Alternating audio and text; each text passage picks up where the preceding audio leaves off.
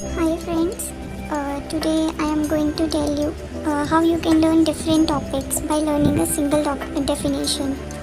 Like it will help you in another subjects also. So keep watching this video.